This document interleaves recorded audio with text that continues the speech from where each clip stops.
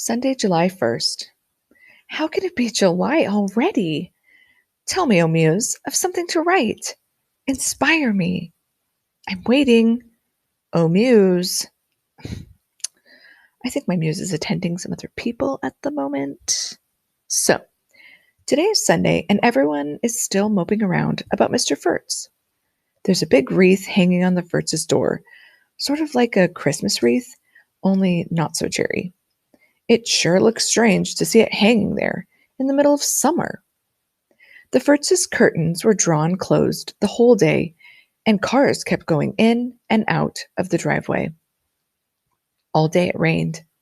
Dougie said it was God crying about Mr. Furtz, but I told him that if that was true, and if God cried every time someone died, it would rain every single day.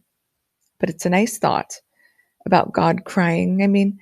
I keep thinking about Mr. Furtz lying there in that box and that lid closing on him. I don't think my parents are taking their vitamins. It scares me half to death. Snoring through the Odyssey. I read book 3 of the Odyssey today. Snore, snore, snore. Telemachus is still off trying to find out what happened to his father.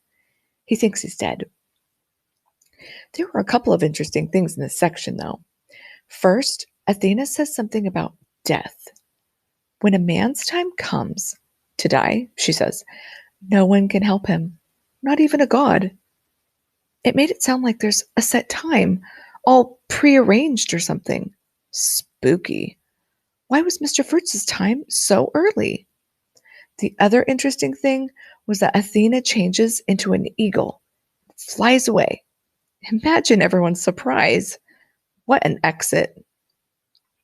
The other thing I like in this book is the way Homer describes the sun coming up. He doesn't just say, the sun came up. He says, rosy-fingered dawn appeared, and he also calls dawn the child of morning. It makes you think of this little baby with pink fingers crawling up over the horizon.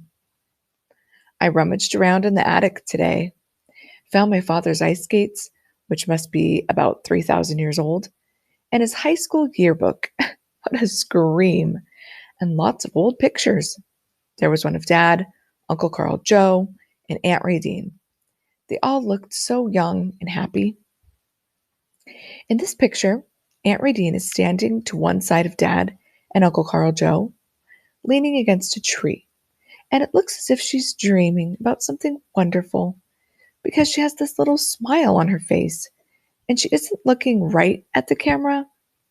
She's wearing a halter top and very short shorts and high heels.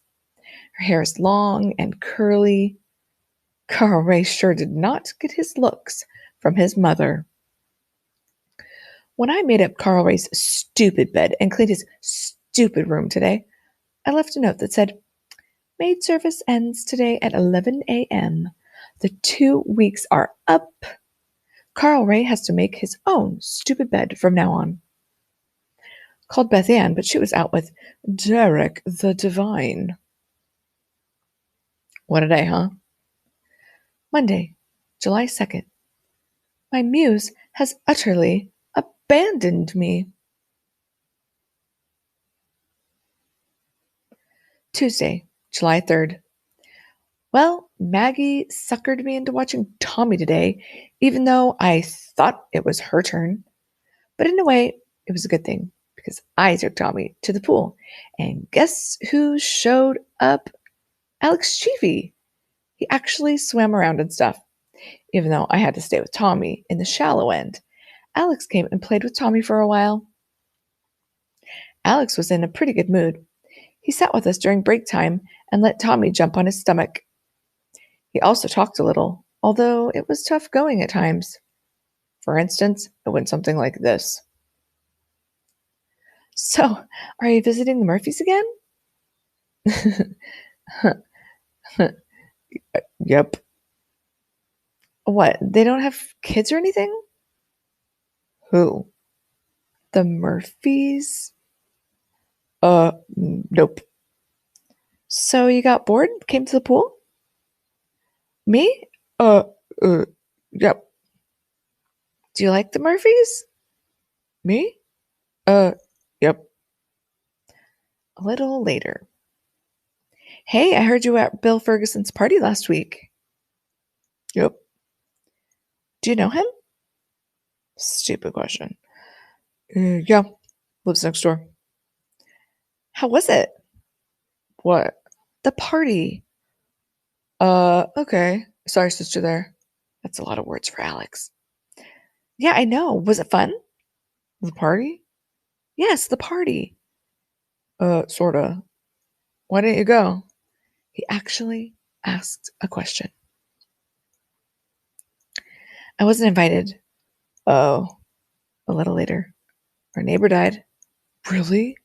Yeah. Was he sick? No, not exactly. Well, how did he die? Well, I guess he was sick, only no one knew it. He went in the hospital for some tests and died of some gigantic heart attack or something. Ugh. Yeah, I know. He didn't think he was sick? No, I don't think so. At least not until they told him that he had to go in for some tests. His time was up. I hate that. Ugh. Yeah. Yep. I wonder if he knew he was going to die. Maybe. Like, maybe he had this feeling. Maybe. You ought to have at least a feeling. Yep. Wouldn't you like to have a little advance notice if you were going to kick off? Yeah, I would. Me too. And that's all we talked about because he had to leave. But he said he was coming back again on Thursday, probably. I might go swimming on Thursday. Carl Ray still has a job, even though Mr. Furtz is dead. Mr. Furtz's brother, whose name is also Furtz, of course, is going to take over the store at least for a while. I found that out when I went to the hardware store today. I didn't really need to buy any something, but I was downtown with Tommy after swimming, and I just wanted to see if it was possible that Carl Ray could really do anything useful. When we went in, there was Carl Ray, dusting off some turpentine cans. He looked real embarrassed to see us at first, but Tommy took hold of Carl Ray's hand and was so excited to see him that Carl Ray eventually smiled a little and started acting like he owned the store. Showing us all around. I've been I've been to that store a million times, so I'd seen it all before, but I pretended like I hadn't. Then the new Mr. Furtz came up and introduced himself. Gene Furtz here, and said he was taking over the store, at least temporarily until things settle down. Then he said, "Don't worry, we'll keep young Carl Ray out on here." I wasn't worried. Carl Ray smiled and looked down at his shoes. What a presence. Stopped at Beth Ann's on the way home, but she was gone. Anointing Telemachus. Read Book 4 of the Odyssey.